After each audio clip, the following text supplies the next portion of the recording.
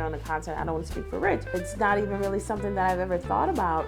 But when we did land, it was a very emotional moment. Like it brought tears to my eyes because you just felt welcome and the people were just so unbelievably kind. And I don't think I've ever experienced that kind of kindness and just being seen as a person and treated, respectfully and not. It was just an amazing feeling. And Nina, how people here interacted with her was just so beautiful. It was so lovely. She felt so comfortable. Rich wasn't sure how he was going to be treated, based off the history of South Africa. So when he got here and, everyone was very kind to him and that was a very positive experience. That kind of solidified. It's like, oh no, this could definitely work for us as a family unit. We also try to have new experiences still after being here for 2.5 years. So I'm always looking for things to do, events and stuff that are happening in Johannesburg. So that's also really nice. Hello, my name is Kaya Latham. I am an American.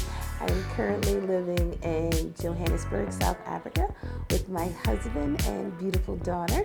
Hi, my name is Rich, and obviously I'm living here with my wife, Kai. We did move from Philadelphia to Johannesburg, and we've been here about 2.5 years. We're having a great time and loving it. Yes.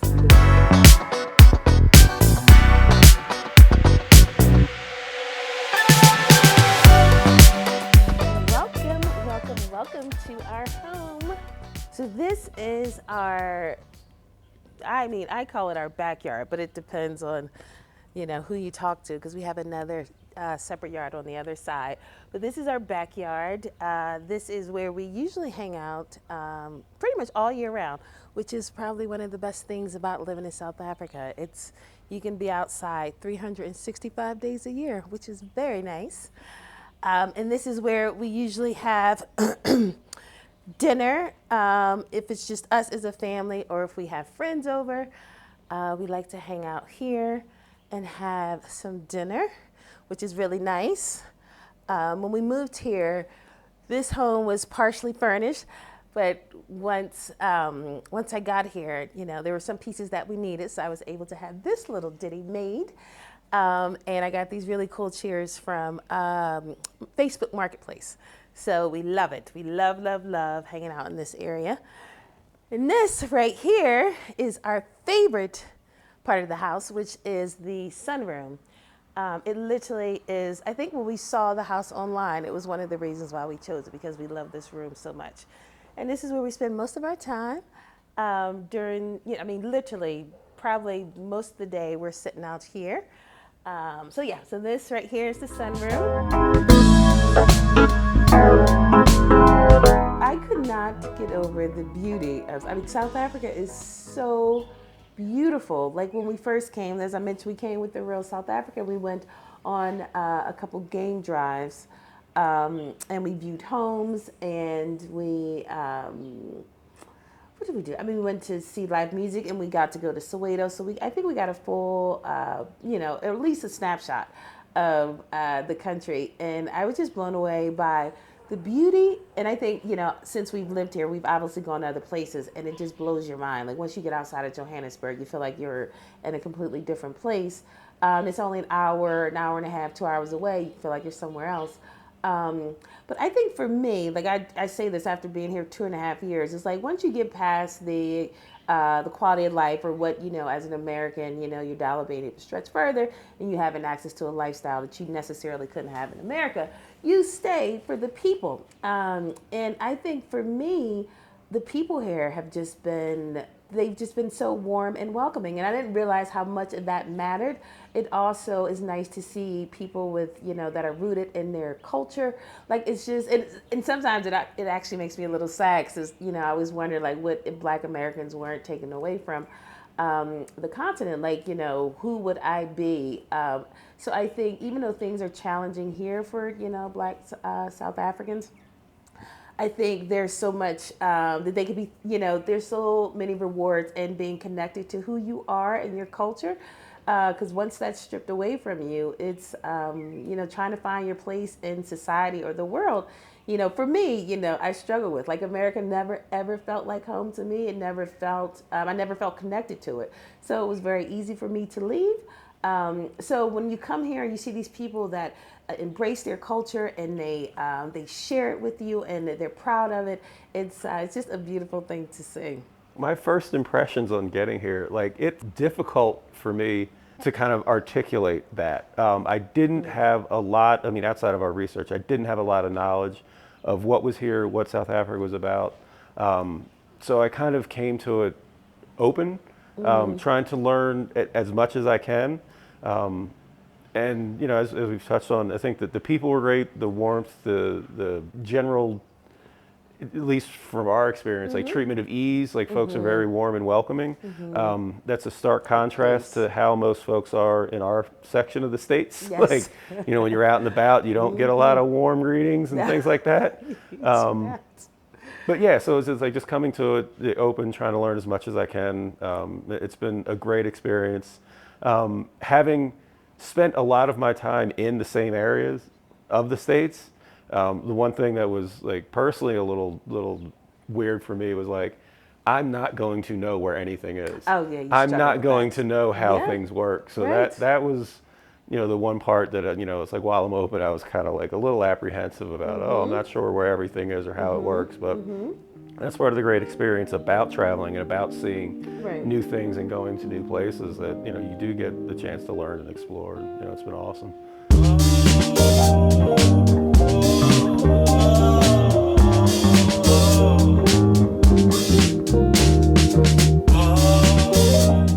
And this is our living room.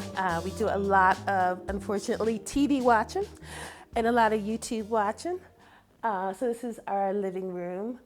Yeah, and as you can see, it's Christmas time, so I love Christmas. So there's quite a few Christmas decorations around. And this right here is our dining area. We try to have dinner at least 4 days a week, actually sitting at the table and not in front of the TV. So yeah, so this is the dining area, and this is our kitchen, which, I mean, I don't do a whole lot of cooking, but you know, it gets the job done. So we definitely like hanging out here as well. And this back here is the scullery, where all the madness gets kept away from, out of sight from everyone else. So we could come through through to the scullery. And this is Nina's little play area, which she loves. Another reason why we chose this house is because it has this really cool treehouse. Like a lot of the homes here in South Africa, they have these tree houses. So that was part of the reason why we chose it. And then, so this right here is the laundry room. And this is the cottage, which we, you know, try to use as often as we can. And also when we have guests. So this is another bonus to the house. I had my father and stepmother came for a visit, and they stayed in here. They were our first guests, and they loved it. So it was really, really, really nice to have a separate area for them, which is one of the beautiful things about South Africa. There's so much space that you can actually have a little cottage. And a lot of people use these for Airbnbs, which, because we are renting, we do not. So this also is another area that we like to hang out in as well. I'd like to say I was running towards something as opposed to running away from something. And I felt as though and this is such a cliche, and I feel like, but this is genuinely how I felt. Like I was running towards a freedom that I would never experience myself in America, and also I don't think that Nina would experience. So that's how I viewed it, as and not so much running away as much as running towards something. Not a way of living or a lifestyle that, like I said, I don't think it would be as accessible or can be achieved in America, particularly in the climate that's what's happening right now. And it's interesting because we thought it was bad in 2020, and it's got progressively not great. So, we're thankful often, and we acknowledge the privilege of being able to be somewhere that feels safe and we feel protected. As with most things in life, I think there's a balance of running towards something and leaving something or moving away from something. With all the things that were going on, like in the country, in the world, kind of being influenced by, the lack of opportunities or growing up, definitely wanted to give Nina, the different opportunity, chance to become like a little global citizen of the world. So I saw it more as a huge opportunity on a number of levels. There was things that we didn't like that were going on in the States. Obviously, everywhere has its stuff with it, but there definitely, especially for you, like the feeling of peace and Yes. of exhaling, is for Yes. lack of By the way. a lack of a better phrase. That's something like I could definitely see a weight lifted.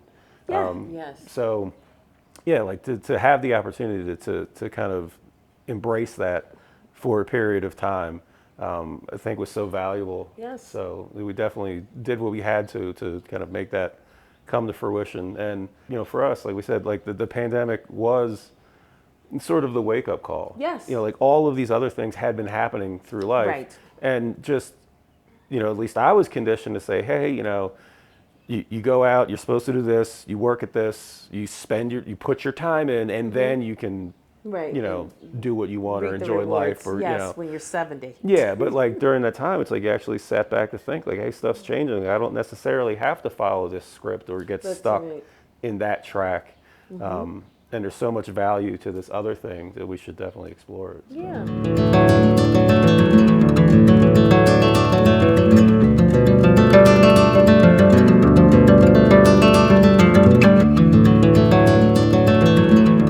And another thing that I love about this house is that it's a ranch style house because we are not getting any younger. So everything's on one level, which is nice. I do sometimes miss an upstairs, but this is good. So this room right here is our bedroom, which is really nice because you can see the pool, which is really nice. And we have these really nice doors and a lot of good sunlight, which is very nice. We also have an ensuite, which is not very common in Philly. So again, when we chose this house, we were excited that we get to have our own bathroom and his and hers sinks, which that was also very nice.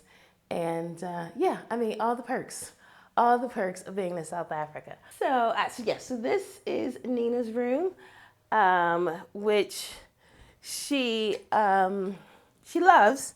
She doesn't sleep in it very much. It's mostly she mostly sleeps with Rich and I. But this is her room, which is a perfect size. And then it has this nice little area here that sometimes that she likes to sit in, which I also love.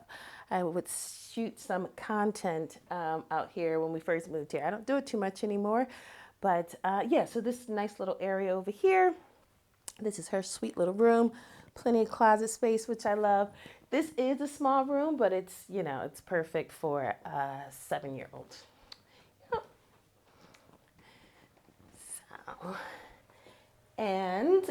So this is the office.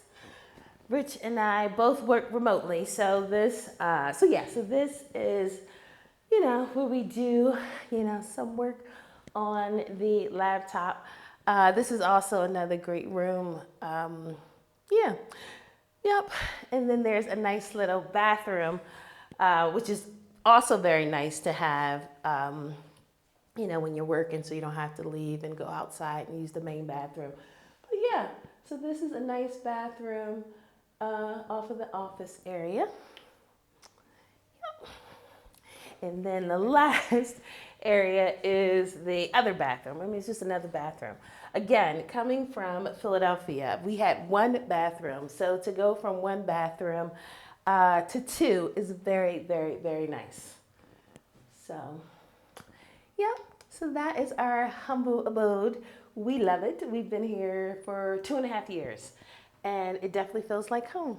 Hey Web Nation family, for years we've been sharing stories of diasporans who have relocated from the diaspora and currently living here on the continent of Africa. You guys have been enjoying the episode, saying in the comment section that you want this to be you one day. Why don't we just bring that time to now? We are inviting you to come on a trip with us to South Africa, November 2026. This is going to be an 11-day experience of we visiting cities like Cape Town, Johannesburg. We having experiences like going to the wine lands and actually experiencing South Africa, the people, the food. This is not just a vacation. This is a very well detailed experience that gives you the proper insight on people interested in relocating. The beautiful part about this is we've made it easy for you to come on this trip with us. By you just making the deposit, you get to pay the rest in installment and get yourself on a trip with us to South Africa. Scan the QR code, secure your spot, and see you in South Africa. Now guys, let's get back into the video. Yeah, well, in terms of monthly expenses, like that was definitely one of the things that was on my mind. Like, just it was kind of where it fell in the relationship.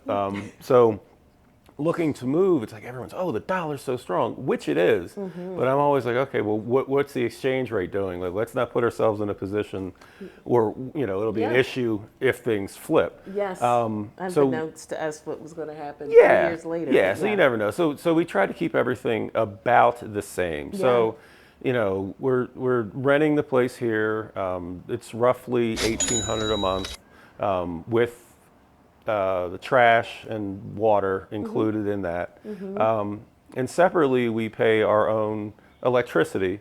And depending on how many lights are on or how long the pool's running, you know, that could usually run around 100 to 150 US dollars a month, which is about the same as what we pay in the States, but the place here is twice the size. Like, there's so much more, you know, going on.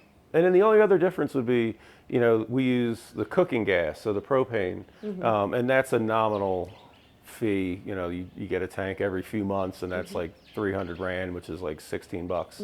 So that's no cost at all.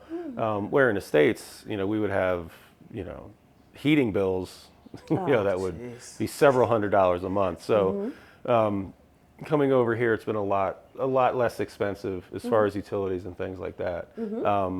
The last one, which is another big one, is cell phones. You know, in the States, you have to buy, you know, your monthly plan. It's 100-something bucks or whatever it is. Here, like through Vodacom, you can buy whatever you like. Hey, do you want a 7-day plan, 30-day plan, recurring plan? And it's very, very reasonable. Yeah, you and know, even to buy a 10, phone 15 bucks. outright, because, you know, we went to Durban. That was only a couple $100 to buy a phone. But phones here are typically more expensive. Right, but just because of import taxes. But I'm coming from the States. Like, I was able to buy a pretty inexpensive phone because I lost it in Durban, and I did not want to buy a new one. But I was kind of forced to. It was only a couple $100. Whereas, though, the phone that I lost was $1,500. That I did, and that's a whole nother story. But yeah, so, and also like Nina's, you know, school was very affordable. Yeah, the schooling, and this is kind of where it's tough to talk about finances, because like I do realize the dollar's stronger. I do realize you know, we pay a lot in the States, but even for non-grade level education, like for daycare that we had her in the States, which was good. It wasn't the top, it wasn't the bottom, it was the nice in between. It was good for her. Like, yeah, it made like sense for her. That was like 1,100 US dollars a month.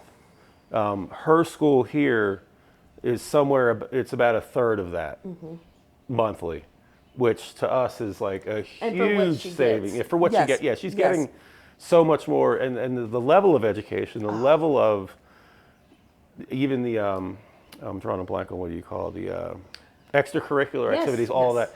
Like, they stripped all of that away from schools in the States. So the fact that they have like the music department, the science lab and everything, it's computer lab. The value found in the education is phenomenal for what the privilege of having a US dollar can bring. You know, typical day, you know, especially during the week, revolves around, you know, getting Nina, you know, ready for school, to school, and then, you know, doing whatever activity she has after school, and then picking her up. Typically, we'll try to take advantage of our time together and being in the area during the day while Nina's at school, because like any sort of work or other obligations for us are later in the evening. So while sleep sometimes can be a bit of a challenge, it is nice to have a break and have a time so we can just kind of go out, explore, and do things. Yes, during the day. And then, being here, the weather, the location where we are, a lot of times Nina would want to either get in the pool or she'll want to go to the playground, kind of take the bike out and go for a ride. So I think we got lucky in landing in an area that was a balance of not only your home living, but activities to do outside. That was one of the big things that we were looking for when we were choosing a place to live. Like we used to go out for walks a lot. We would be out in the neighborhood. And our understanding of it was certain areas, that's a challenge. Yeah. So when we were looking to find a place, being outside, having outdoors accessible was a huge thing for us. So we do try to get out as much as possible. Yeah. So. Yes, that's very nice. I've said this to many people, and I think a lot of people, Americans that move here, realize visiting and living here is so vastly different. When we first moved here, I definitely carried on like I was, like we were visitors. I mean, going out way too much. And that adds up. And Rich did a postmortem of our first year living here, and what we spent is unbelievably embarrassing. So I think that was an eye-opener, because in your mind it's like, oh, it goes so much further, and you're just being egregious with it. Like, you're not necessarily making it rain, but you kind of are. So so we definitely had to dial that back, because you realize that money goes very quickly. So I think for me that was a shocker. Yeah. I think it is easy to spend the same amount of money. Oh, now you're getting more experiences. Right. You're getting Better more things, house better quality, and like a different car, like all that kind of stuff. But in terms of saving money, like you can definitely do that. Oh yeah. Because you don't have to necessarily give up. Right. The dinner out. Yes. Or the activity or the weekend away. Like you can do that. With the U.S. dollar and spend, half or a third, and make that difference. Go to savings or go to somewhere else. So I am a realtor in the States. I've been in real estate over 12 years, and in preparing to move here, I realized how difficult it was trying to piecemeal everything together, with either finding a home and schools. And out of that, I actually ended up starting my own business, helping people move abroad, not just to South Africa specifically, but just abroad in general, because definitely Americans are not accustomed to doing it. And it doesn't matter the demographic or class, like Americans just don't leave America. So I just found that there was a need for people kind of given a blueprint of what they need and kind of what the experience is like and what's necessary. So before we moved here, I started, in addition to real estate, I started a business helping people relocate. So that's what I've been doing since I've been here. And I've made such incredible connections, and things have just gotten progressively busier the crazier America gets in the world in general, because there are people coming from Europe as well.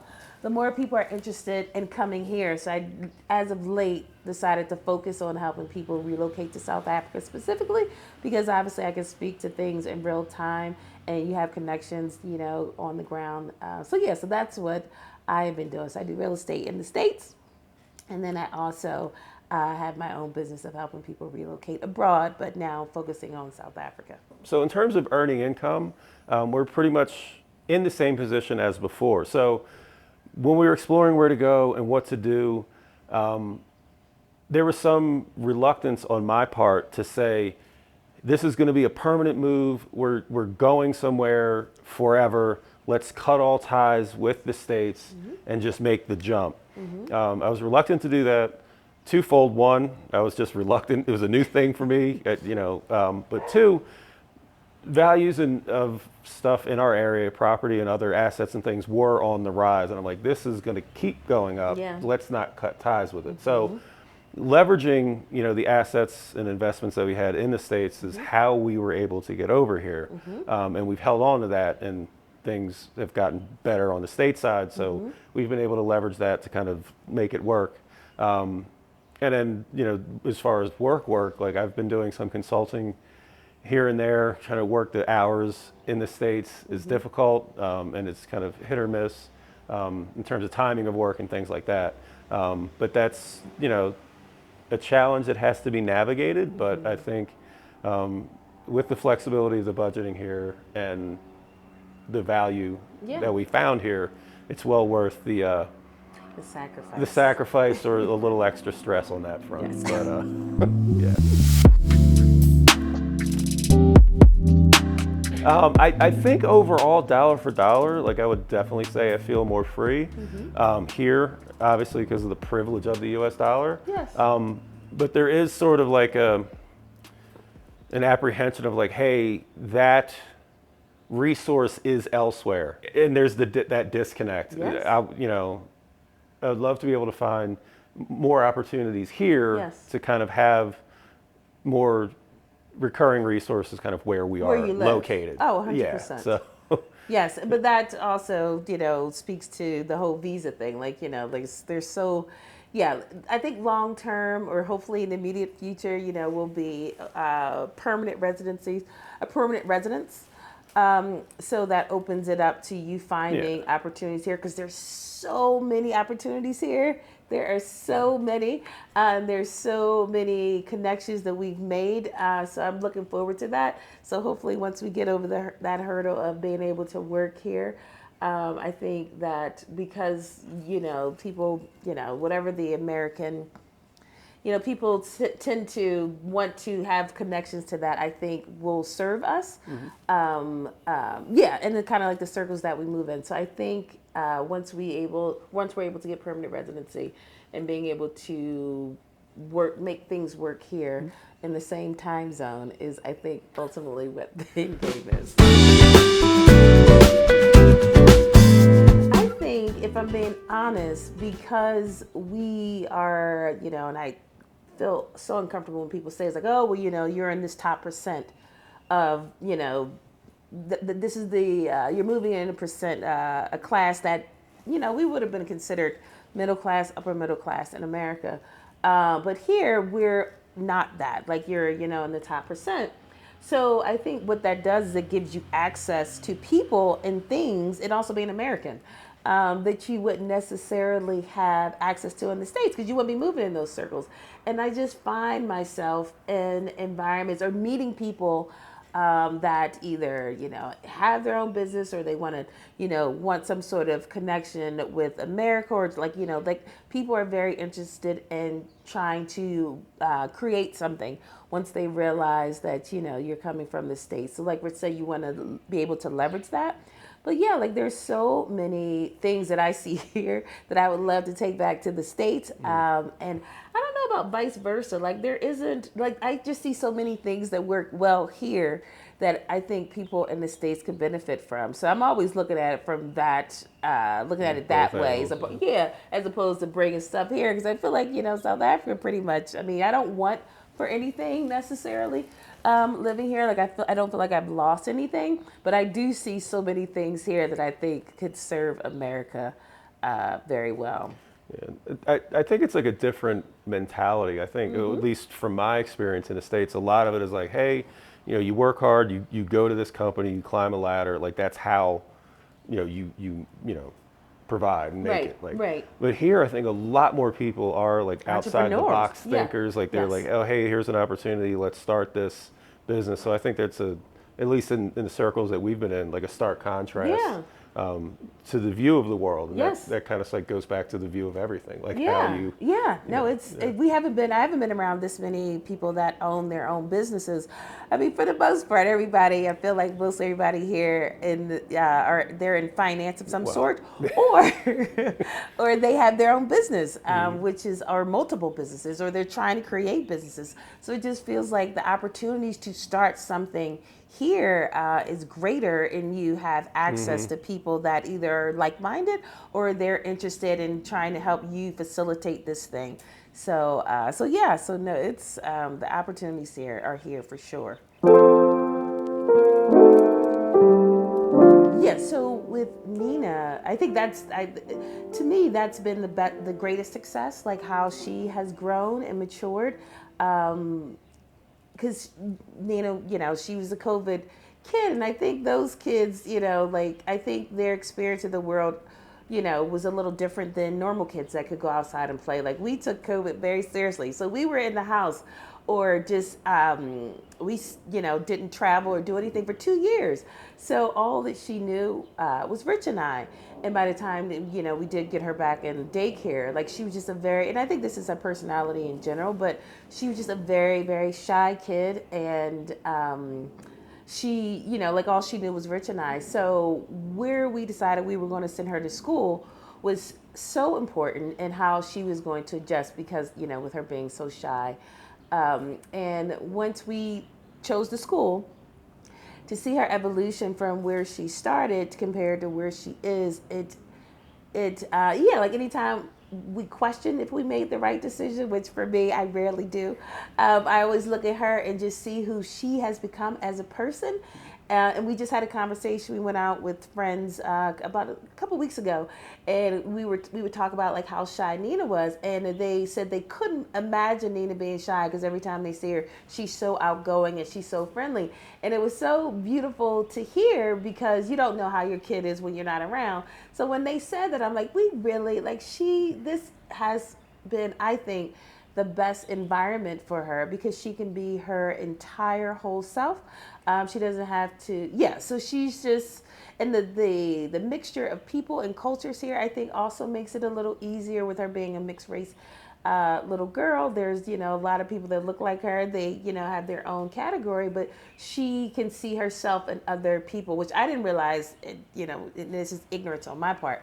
I didn't realize that was a thing, or that was something that she was conscious of. But we were out at the dentist, and there's a little girl that had like this, curly hair and very fair skin. And she's like, "Oh, look, Mama, she looks like me." And I was just surprised by it, because I'm like, I didn't think that she paid attention to stuff like that. So I think for her, just the kindness and the generosity of the people here in South Africa, and how they've interacted with her and engaged her and tried to encourage her to, to be an advocate for herself and express herself freely and encourage that, has been just the best part about moving here and seeing how it's actually impacted her as a person in the last 2.5 years. I mean, I don't know if it's sort of changed my outlook, but I think like it has kind of brought to fruition some of the things that I was looking for, we were looking for our daughter. I think it's been a great opportunity for her to be exposed to obviously a different place, but different people, different ways of life. She wouldn't have gotten the mix of cultural experiences, even international folks that are at her school also. Yeah. So like she wouldn't have been exposed to all these people. And I know she's gonna have a totally different experience than me. Like I was born and raised in the States, like I'm bringing all of that here with me as I move along. But she's having a different view of the world formed. And I think one of the main things, like at least talking to people here, you are a citizen in this country which is a part of the world. Where like in the States, it's like, we are the world. Like it's just that different mentality of everything revolves around that. And I think here, you get a broader perspective and appreciation for like, hey, we are one small piece in a larger puzzle. Yes. One of the things that people often lead with when we told them we were moving to South Africa is the safety concerns. And trust and believe, they are definitely, concerned. But I think as someone coming from a city that is very violent, Philadelphia is a very violent place. I mean, I don't care how people want to, It is. So, and we knew how to navigate living in that city. So for us, it was kind of just like, well, yes, we know danger and we also know how to avoid danger. So it wasn't difficult to navigate, where to go and where not to go. Like if I go look for trouble, I will definitely find it here in Johannesburg, but I don't. So we just moved like we would move or like anyone would move in any big city. Like a lot of our friends live in gated communities. Where we live at is not a gated community, and people, don't necessarily understand that. But I feel so safe. Like there's so many security companies, which is not nothing to brag about, but it's so many of them driving around. Like I walk at nighttime by myself, coming from 4th Avenue. Like it's not a concern, one, because I feel safe, and two, I'm very aware of my surroundings. So I just move like I would if I were in America. So for me, that was never a concern. Yeah, so for me, it's kind of just like, oh, and then you think this is dangerous. This is, so it's just perspective really is what it comes down to. Yeah, and everyone has their own experience. It's like, it's to say, like, yes, there is danger and there is risks everywhere. Yes. Like two people can be like in Philly, for example, and have two completely different experiences of the city. Same it city. doesn't Tale of two negate it. cities. Yeah, it doesn't say like, oh, this isn't true or this doesn't exist. But you can move through those worlds and not experience the other. Oh yeah. So yeah, I think the overall point is like, we're from a bigger city. This is a big city. There's certain things you just need to be aware of. Yep. In big city environments or anywhere, and just don't be silly with your behavior, and you'll reduce your chances of something happening. You can't guarantee anything, but like yeah. Yes.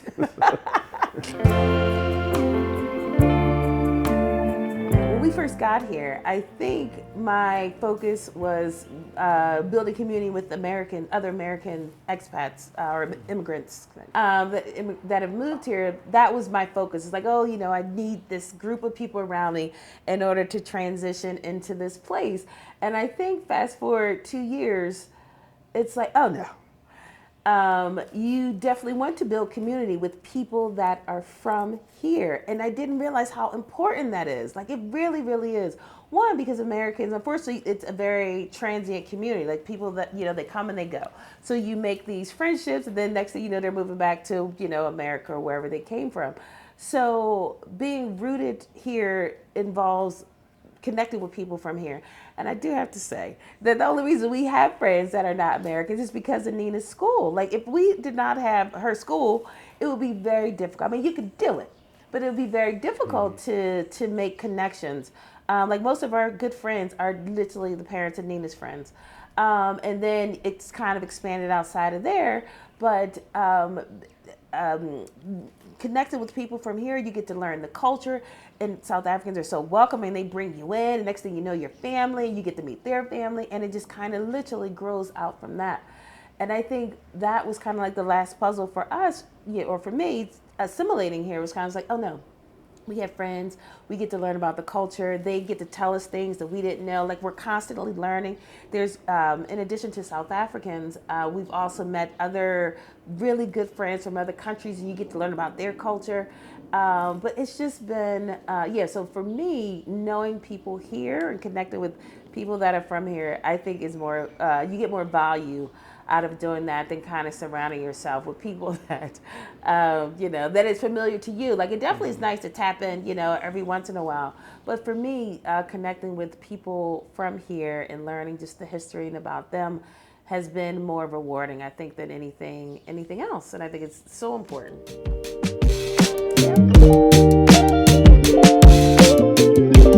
Surprises me most about the people and their pace of life. I'd say the pace itself.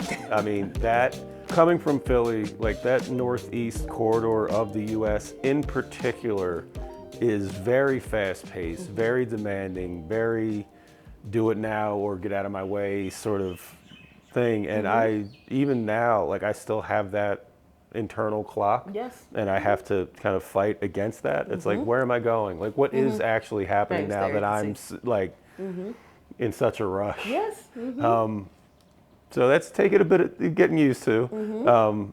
And I think it's great that that rapid pace isn't forced upon folks here. Like you recognize stuff will get done. Like, family is important. Yes. Personal time is important. Like, work or whatever the task is isn't the number one priority in life. And I think that's great. I mean, for someone being impatient, it might be a little rough, but you just have to kind of acknowledge where you are, how it is, the benefits of it being that way, and just reset your expectations. Like, yes, that's so true. As I touched on, it was the sacrifice of the distance, particularly with our daughter, from family and friends.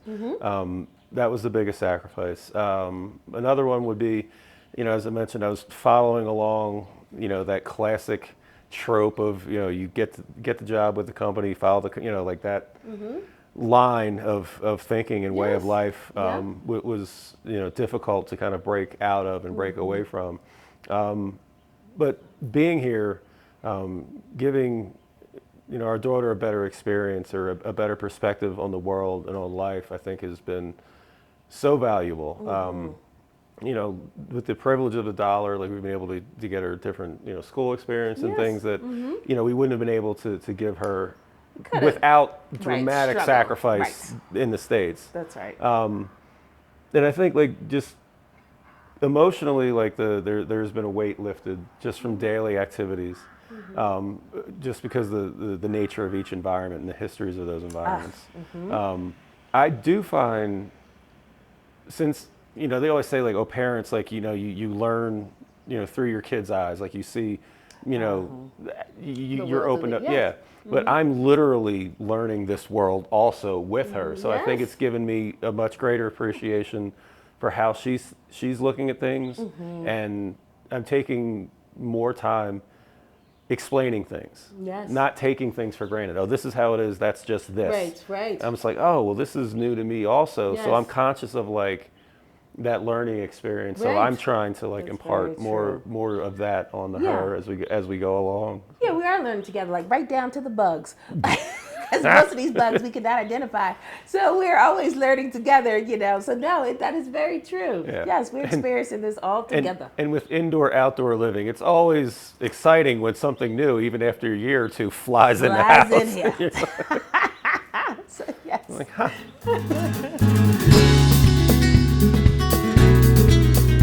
Well, Rich failed to mention that he also has EU citizenship. So with that being said, if things don't work out here with our permanent residency, there's a possibility that we may be in Europe, both maybe Ireland, but that is a possibility. But going back to the States is not an option. So those would be our choices. But hopefully we will still be here in Johannesburg. So hopefully, in the next 5 years, we are where we need to be as a family to feel kind of what we felt so far here, and have all of our bases covered. We feel safe. There's opportunity, for growth, particularly for our daughter, and financially, and, stability. So hopefully, we can be here and have that, create more of that environment. So that's the immediate 5-year plan. In terms of advice for any folks that are watching this or kind of come up with their own 5-year plan, like think things through, like don't take anything off the table, have multiple plans of action or options. Say, hey, here's what I want to do, but if that doesn't work, okay, what's option B? Or, if that doesn't work, what might be my next option? C, as our coach says. Yeah, and just kind of don't take anything off the table. Explore it all and start now. Any action you might want to take, like start doing it now. If it's, applying for, if it's education, if you want to go back to school, like do it now. Like if you want to get a certificate or a degree, whatever the case is. If you have opportunities to try to get citizenship or anything else elsewhere in the world, like do it now. Like throw all those irons in now, because 2 years or 5 years or whatever the case may be, we'll be here so fast. And things you don't want to be in a position where you're regretting, oh, it'd be great if I had X. Right. Yes. But you don't, because you didn't do it 2 years ago. When you thought about it. Yeah. That's a great lesson. very, that's very, very true. Be willing to explore, not just think about exploring, and have the plan. Nothing is permanent. I mean, that unfortunately that goes for good and bad things. So like you never know where you're going to be. You never know how things are going to end up. But like, be willing to explore. Have the courage to like jump out and take the leap. And yeah, life. There's so much to life in this world that you aren't aware of and aren't shown and don't know by staying in one place or in one spot in life. Yes. Like it's, yeah. And then you'll regret not doing it because you realize, Oh, like, if you look I should back, have did this yeah. 30 years ago. Yeah. Yes, so there's that. It's Yeah. like, do it while you're young, or, if you can't go back in time. But that's what I would say to my younger self. I guess I would say explore more. Like, go beyond California. Like, California was like, oh, my God. But go beyond that, I think, is what I would have told myself. And you can make other choices. Like if you choose, hey, I want to leave, I want to explore, I want to experience this. That doesn't mean you stop there or you're stuck there. You can still go somewhere else or come back if you want. So yeah, like definitely take the opportunity and the experience if you can do it. So I would say do not wait, but I would also say have a backup plan, because like Rich said, South Africa may not be it. Like you can have a 1, 2, and 3rd option. I would definitely explore all those, because countries are, realize that Americans are trying to, do things differently. So they're changing their, their policies in real time. So I would say don't wait, and I would say have multiple options. Yeah, I mean, I've kind of just to sum it up, like take the chance, take the risk. Like if you're thinking about something, if something doesn't feel right, or if you have an urge to do something different in life, like take the opportunity. Because you never know when an opportunity may arise, later in life. Yeah. Like if you can do it, if you can arrange things that give you the comfort and the ability to make a big move, then do it. Like you're not going to lose anything with the experience you gain and perspective you gain from being somewhere else.